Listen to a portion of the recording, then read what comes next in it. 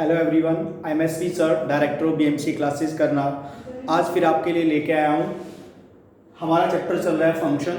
Function में हमने पहले पढ़ा फंक्शन क्या होता है, रिलेशन से फंक्शन कैसे बनता है, क्या दुनिया में सारे रिलेशन फंक्शन हैं। उस तरह हमने डोमेन की डेफिनेशन को पढ़ा। आज हम पढ़ने जा रहे हैं टाइप्स ऑफ फंक्शन में। टोटल हमारे कोर्स में 11th में टोटल 12 फंक्शन है, जिसमें से हम 10 फंक्शन को पढ़ते हैं 11th क्लास में। आपके 2 फंक्शन रह जाते हैं, exponential function and logarithmic function, जिनकी हम स्टडी 12th क्लास में करते हैं। तो अभी हम 2 फंक्शन पढ़ चुके हैं। पहला फंक्शन था हमारा कांस्टेंट फंक्शन।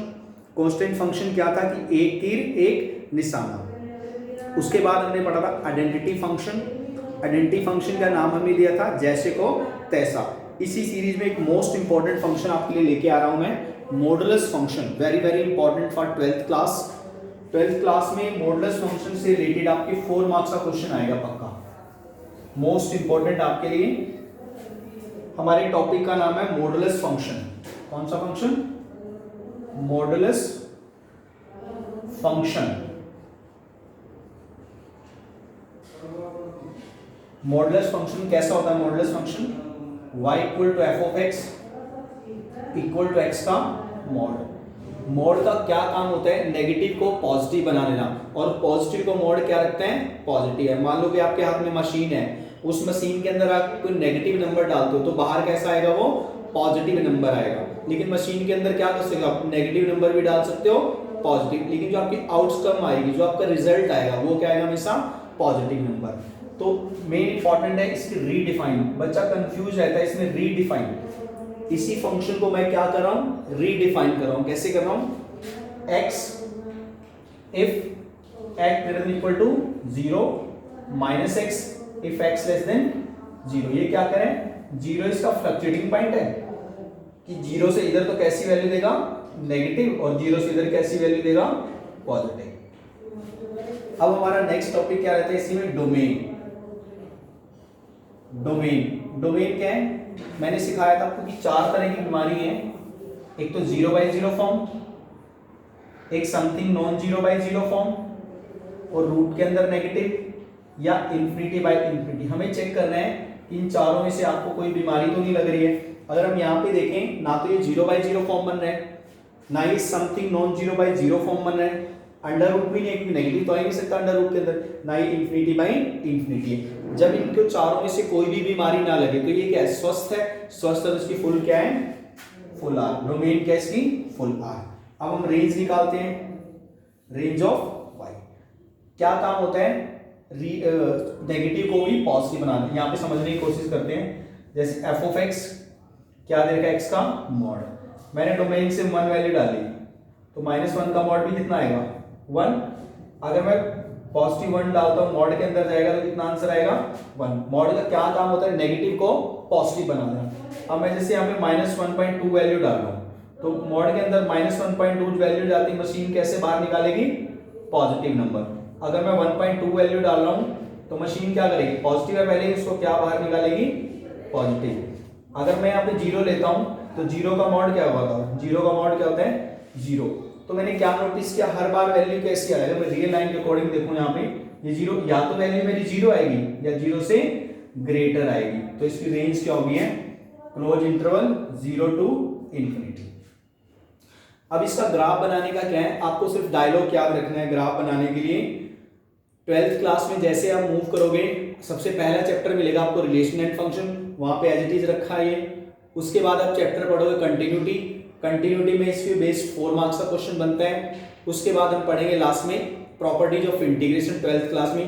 तो आपको 3 जगह इसके दर्शन होंगे। 3 जगह में से आपको कहीं ना कहीं एक जगह 4 मार्क्स का क्वेश्चन मिलेगा, और इसको आपको बहुत ध्यान से सीखने की जरूरत है। तो अब इसका ग्राफ सीखते हैं। ग्राफ हम ट्रांसफॉर्मेशन से बनाते हैं हमेशा। ट्रांसफॉर्मेशन का मतलब उससे मिलता जुलता ग्राफ बना लेते हैं हमेशा। ट्रांसफॉर्मेशन कैसे? अब जैसे मुझे इसी का ग्राफ बनाना है, y equal to f of x equal to x का मॉड। हमें इसका ग्राफ बनाना है। ये आपकी y एक्सिस, ये x एक्सिस। आप क्या करो, जो भी मॉड के अंदर देखा हो उसको इक्वल टू 0 पुट कर दो। x ही दे रखा है, x इक्वल टू 0। जो यहां से x की वैल्यू आई उसे v बना दो। यहां पे क्या बना दो? v। और इस साइड तो हमेशा पॉजिटिव वैल्यू देगा जो भी हमारा फंक्शन होगा, और इस साइड कैसी वैल्यू देगा, नेगेटिव। ये इसका ग्राफ बनाने का मेथड है। एक और देखते हैं, मान लो आपको किसी ने कह दिया किसका ग्राफ बनाओ, x-1 का मॉड। अभी से आपने टेक्निक सिखाई, मैंने जो भी अंदर देखा उसको इक्वल टू 0 पुट कर लो, x-1 इक्वल टू 0, तो यहाँ से x इक्वल टू 1, 1 पे क्या बना देंगे, v। ये y एक्सिस रहा आपका, ये आपका x एक्सिस रहा, ये आपका कहीं ना 1 रहा होगा, 1 पे क्या बना देंगे, v। ये कैसी वैल्यू देगा, इधर तो पॉजिटिव वैल्यू, और इस साइड कैसी वैल्यू देगा, ये नेगेटिव वैल्यू। ये इसका आपका ग्राफ बनाने की टेक्निक है। अगर इसी को मैं रीडिफाइन करना चाहूँ, इसी चीज को क्या करना चाहूँ, जैसे मैंने यहाँ पे रीडिफाइन किया है, एज इट इज मैं इसको रीडिफाइन करना चाहूँ x-1 का मॉडुलस। सबसे पहले देखना है किस पे 0 बन रहा है, 1 पे, तो 1 होता है फ्लक्चुएटिंग पॉइंट। फ्लक्चुएटिंग पॉइंट का मीनिंग होता है कि जैसे ये 0 इसका फ्लक्चुएटिंग पॉइंट था, कि 0 से इधर आए तो फंक्शन कुछ और वैल्यू दे रहा है, 0 से उस साइड जाए तो फंक्शन कुछ और वैल्यू दे रहा है, तो 0 क्या है, इसका फ्लक्चुएटिंग पॉइंट है। अब और देखते हैं, जैसे इस साइड तो कैसी वैल्यू देगा, ये इसका फ्लक्चुएटिंग पॉइंट क्या है, या तो x की वैल्यू 1 से ग्रेटर होगी या x की वैल्यू 1 से लेस होगी। अगर मैं यहां पे बात करूं, इस साइड कैसी वैल्यू आ रही है, नेगेटिव वैल्यू आ रही है। अगर मैं इस साइड बात करूं तो यहाँ पे कैसी वैल्यू आ रही है आपकी, यहाँ पे पॉजिटिव वैल्यू आ रही है। तो ये क्या है, इसकी रीडिफाइन। अभी हम एक दो क्वेश्चन और देखते हैं, फिर हम दो के मॉड को कैसे डील करेंगे इस बात को भी सीखेंगे। अगर आप हम 11th क्लास की बात करें, 11th क्लास का आपका यहां तक फिनिश हो गया था, 11th क्लास में आपका यहां तक हो गया था फिनिश।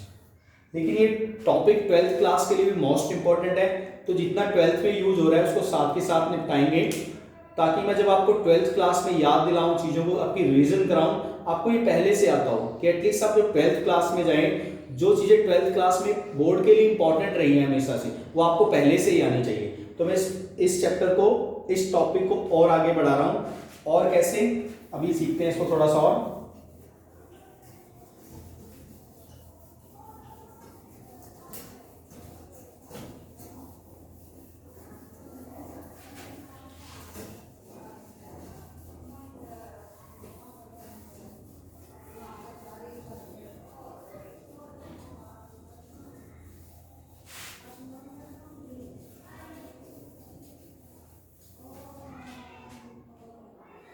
जैसे मुझे इसको ग्राफ बनाना है और रीडिफाइन करना है, x+2 का मॉडुलस, इसका ग्राफ बनाना है और मुझे क्या करना है, रीडिफाइन।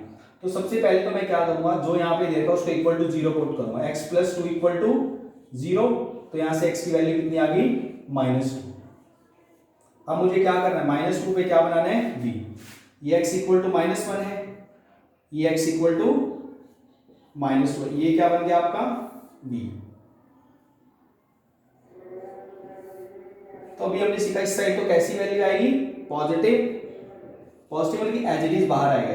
यहां से f ऑफ x आपका क्या आ गया, x+2, और इस साइड कैसी वैल्यू आएगी, x+2 की मॉड से उधर पॉजिटिव, मॉड से इधर नेगेटिव है।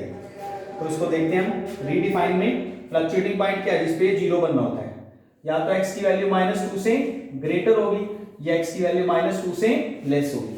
जब -2 से ग्रेटर तो इस साइड है, तो क्या वैल्यू आ रही है, x+2। अगर हम बात करें तो नेगेटिव के लिए कैसी वैल्यू आ रही है, -x+2। ये आपका मॉडुलस फंक्शन है। अभी हम और इसको, अभी हमने क्या पढ़ा है, सिंगल का मॉड पढ़ा है। अभी मैं आपको 12th क्लास के अंदर जो डबल मॉड यूज हो रहे हैं, उन डबल मॉड को सिखाते हैं। बहुत इंटरेस्टिंग चैप्टर है ये, और 12th क्लास में आपके बहुत जगह यूज होने वाला है। जैसे कि मैंने फर्स्ट ही पार्ट में बताया था कि आपकी 35 मार्क्स की कैलकुलस है 12th क्लास में, और ये आपके रिलेशन एंड फंक्शन आपका 6 मार्क्स का चैप्टर है। तो टोटल मिला के 41 मार्क्स पे भारी पड़ने वाला है ये चैप्टर। देखो 80 मार्क्स का पेपर आना है और 41 पे भारी पड़ने वाला है, तो कहीं ना कहीं आपका 50% सिलेबस में इस चैप्टर का यूज होने वाला है। तो इसीलिए इसका इतने डिटेल स्टडी कर रहे हैं। अदरवाइज तो अगर कोई ऐसा चैप्टर होता कि इसका ज़्यादा यूज नहीं है तो हम उसको जल्दी जल्दी कर देते। जैसे हम 5th चैप्टर की बात करें, 4th चैप्टर की बात करें, इनका बहुत कम यूज होगा 12th में, तो उनको बहुत जल्दी जल्दी निपटाएंगे। अब मैं आपको दो दो के मॉड डील करना सिखाता हूं कि दो दो के मॉड को कैसे डील किया जाता है।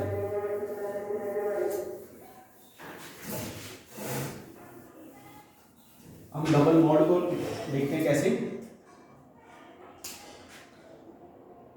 ऐसा करते हैं, अभी आप इतना पढ़िए, नेक्स्ट वीडियो में आपको डबल मॉड सिखाऊंगा मैं, क्योंकि एकदम से प्रेशर डालना भी ठीक नहीं रहेगा, एकदम से आप कंफ्यूज हो जाओगे। तो नेक्स्ट वीडियो में हम क्या करने वाले हैं, आपके लिए डबल मॉड करने वाले हैं और मॉड की प्रॉपर्टीज क्या है उनके ऊपर डिस्कस करने वाले हैं। फिर हमारे बचे हुए फंक्शन को हम डिस्कस करेंगे। थैंक यू सो मच, मिलते हैं हम नेक्स्ट वीडियो में।